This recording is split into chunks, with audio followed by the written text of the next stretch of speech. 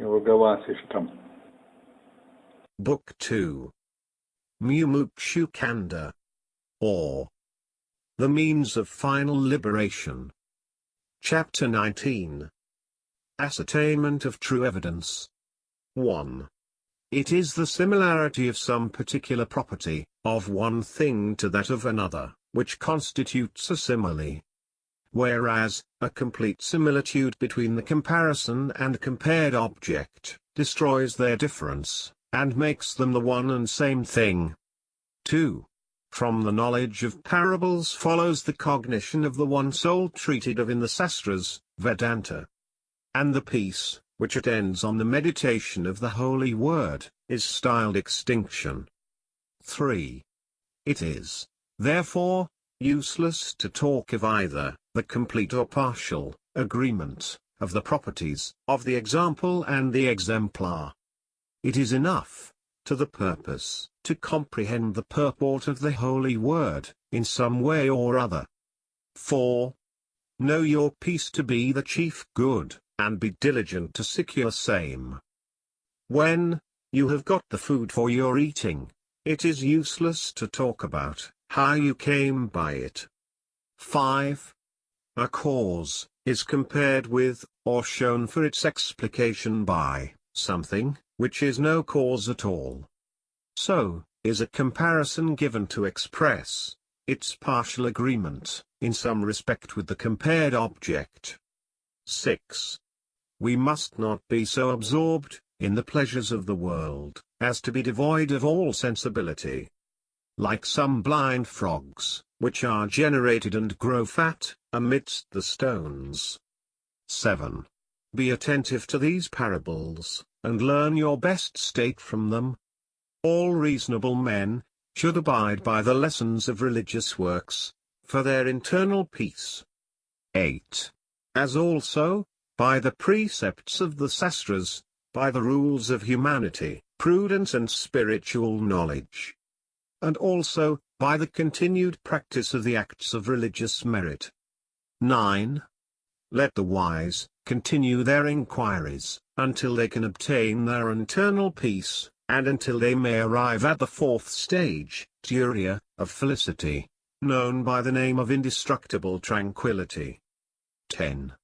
Whoso has gained this fourth state of tranquil felicity, he has really passed beyond the limits of the ocean of the world, whether he is alive or not, or a householder or an ascetic. 11. Such a man remains steady at his place, like the calm sea, undisturbed by the Mandara mountain, whether he has performed his duties, according to the Srutis and Smritis or not. 12. When there is a partial agreement of the comparison with the nature of the compared object, it is to be considered maturely, for the well understanding of the point in question, and not to be made a matter of controversy. 13. From every form of argument you are to understand the intelligible, that is explained to you. But the confounded disputant is blind, both to right and false reasoning. 14. The notion of self, soul or God, being clear, self-evident, in the sphere of our consciousness within the mind. Anyone who prattles meaninglessly about this truth, is said to be defective in his understanding, that is, our consciousness of self-existence according to the maxim ego sum qui cogito, is an undeniable truth. 15. It is partly by pride and partly by their doubts, that the ignorant are led to altercate about their cognitions, and thereby they obscure region of their inward understanding, as the clouds overshadow the clear firmament. 16. Of all sorts of proof, it is the evidence of perception, which forms their fountainhead, as the sea is the mainspring of all its waters. It is this alone, which is used in this place as you shall learn below. 17. The substance of all sensations, is said to be the supersensible apprehension, or inward knowledge of things, by the wise. And it is verily their right concept, which is meant by their perception. 18.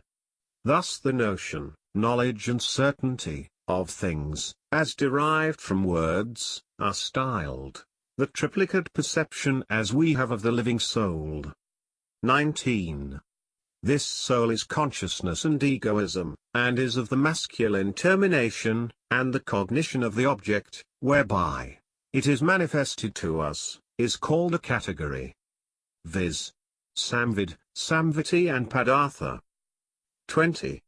It becomes manifest, in the form of the passing world, by the multifarious acts and shifts of its volition and option, as the water exhibits itself in the shape of its waves and bubbles. 21. It was uncausal before, and then developed itself, as the cause of all in its act of creation, at the beginning of creation, and became perceptible by itself. 22. The causality was a product of the discrimination of the living soul, that was in a state of inexistence, before. Until it became manifest, as existent in the form of the material world. 23. Reason says, that the self-same being, destroys the body, which was produced of itself, and manifests itself, in its transcendental magnitude, of intelligence. 24.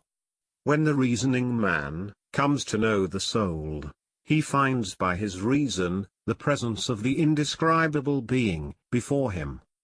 25. The mind, being free from desire, the organs of sense are relieved from their action. The soul becomes devoid of the results of its past actions as of those it has left undone. 26. The mind, being set at ease and freed from its desires, the organs of action, are restrained from their acts, as an engine, when stopped in its motion. 27. It is sensuousness, which is reckoned as the cause, that puts the machinery of the mind to work, just as the rope tied to the log, and fastened about the neck of a ram, propels him to fighting. 28. The sight of external objects, and the purposes of the internal mind, set all men at play, as the inward force of the air puts the winds to motion. 29. All spiritual knowledge is holy, wherever it is found in any one. It adds a luster to the body and mind, like that of the expanded region of the sky. 30. He sees the appearances of all visible objects, and maintains his own position among them. He views the spirit, in the same light in which it presents itself in any place. 31. Wherever the universal soul appears itself, in any light, it remains there, and then in the same form in which it exhibits itself unto us. 32. The universal soul, being alike in all, the looker and the object seen, are both the same being. The looker and the looked being one, their appearance as otherwise, is all unreal. 33. Hence, the world is without a cause, because it is an unreality and not caused by any one. All existence is evidently Brahma himself, the perceptible cause of all. Hence perception, pratiksha, is the basis of evidence, and inference and others, as analogy and verbal testimony are, but parts of it, anuma, upama, sabda. 34. Now, let the worshippers of fate, who apply the term destiny to all their exertions, cast off their false faith. And let the brave exert their manliness, to attain their highest state. 35. Continue, O Rama, to consider the true and lucid doctrines of the successive teachers of mankind, until you can arrive to a clear concept of the infinitely supreme being in your own mind. Chapter 20. On Good Conduct. 1. It is the society of the respectable, and reasoning with them, that leads most efficiently to the improvement of the understanding, and next to the making of a great man, with all the characteristics of greatness. 2. Whatever man excels, in any quality here, he becomes distinguished by it. Therefore, learn it from him, and improve your understanding by the same. 3.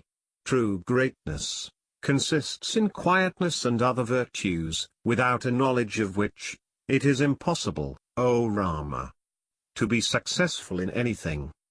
4. Learning produces quiet, and other qualities, and increases the virtues of good people. All, which are praised by their good effects on the mind, as the rain is hailed for its growing the new sprouts of plants. 5. The qualities of quietude and other virtues, serve to increase the best knowledge of men. As sacrifice with rice serves to produce felicitous rains for the harvest. 6. As learning produces the qualities of quiet and the like, so do these qualities give rise to learning. Thus, they serve to grow each other, as the lichen lotuses contribute to their mutual benefit, excellence. 7. Learning is produced by right conduct, as good conduct results from learning. Thus wisdom and morality are natural helps to one another. 8.